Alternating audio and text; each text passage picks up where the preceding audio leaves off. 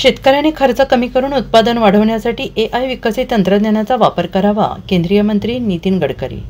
निसर्ग बेभरवशाचा झाल्यामुळे शेतकरी हवालदिल होतो आहे. या संकटातून दूर जाण्यासाठी शेतकऱ्यांनी निराश न होता उत्पादन खर्च कमी करून उत्पादन वाढवण्यासाठी AI सारख्या तंत्रज्ञानाचा वापर आणि ऑर्गॅनिक पद्धतीने शेती केल्यास शून्य खर्च जास्त उत्पादन मिळण्यास मदत होईल, असं प्रतिपादन केंद्रीय महामार्ग परिवहन मंत्री नितीन गडकरी यांनी केलेलं आहे.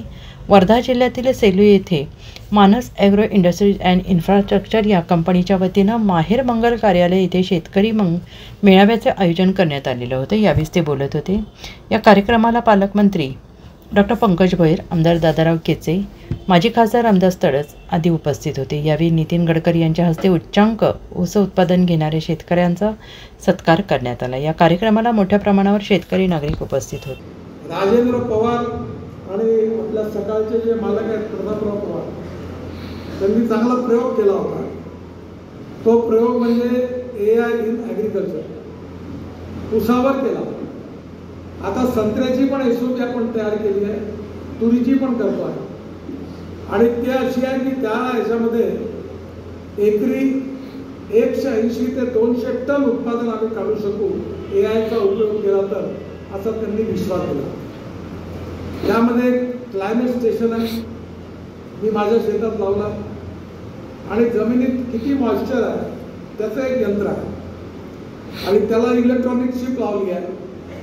ती अमेरिकन सॅटेलाइटशी जोडली आहे आणि मायक्रोस्कोप आणि गुगलच्या सहकार्याने आता रिपोर्ट मिळतं की आता ऊसाला पाणी द्या, ऊसामध्ये पोटॅश कमी आहे, ऊसामध्ये आता नायट्रोजन पाहिजे आहे, ऊसाला आता हा रोग येणार आहे 8 दिवसांनी. एक टेलिफोनवर मेसेज देतात आणि त्याची SOP तयार झाली. एवढं तंत्रज्ञान बदललेलं आहे.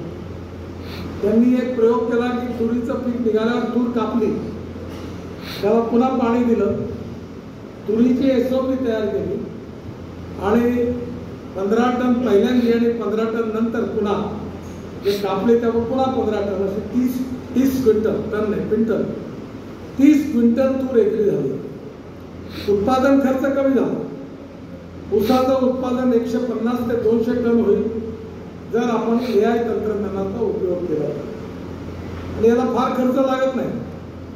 हे सगळं करायला 20-25 हजार रुपये एकरी फक्त खर्च. येणाऱ्या काळामध्ये पाण्याची व्यवस्था महत्वाची आहे.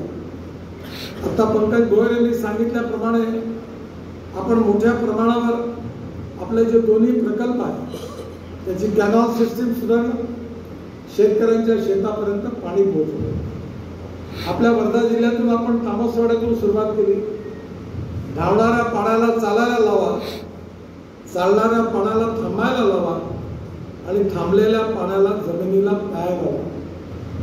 गावातलं पाणी गावात, घरातलं पाणी घरात, शेतातलं पाणी शेतात. पंजाबराव कृषी विद्यापीठामध्ये NHच्या माध्यमातून मी 36 तलाव बांधले. बोरगाव मंजूमध्ये 14 तलाव बांधले. बुलढाणा अजिंठा रस्त्यामध्ये अनेक ठिकाणी नदी नाल्यांचं खोलीकरण, रुंदीकरण केलं. 17,000 धनगर समाजाची लोक उन्हाळ्यात गाव सोडून द्यायची, आता जाणं बंद झालं. त्यांच्या विहिरींना पाणी आलं. महाराष्ट्रात 1,000पेक्षा आपण तळे बांधले. पंजाबराव कृषी विद्यापीठात 450 एकर जमीन पाण्याखाली होती. आज ती 4,500 एकर इरिगेशन खाली आहे. याचं कारण जलसंवर्धन झालं. मी यातला फारसा एक्सपर्ट नाही आहे, पण मला 13 डॉक्टरेट मिळाले आणि त्यातल्या 7 डॉक्टरेटी नाही डिलीट मिळाल्या. सगळ्या महाराष्ट्रातल्या कृषी विद्यापीठाच्या मिळाल्या आणि या डिलीट ज्या आहेत त्यातल्या जलसंवर्धनाकरता मिळाल्या. त्यामुळे येणाऱ्या काळामध्ये संकट आहेत, समस्या आहेत, प्रश्न आहेत, त्याची कमी नाही आहे. पण त्याच्यावर मात करून आपल्याला विजयी व्हायचा आहे. हा निर्धार शेतकऱ्यांनी करण्याची गरज आहे. Bureau report SBN Marathi, Wardha.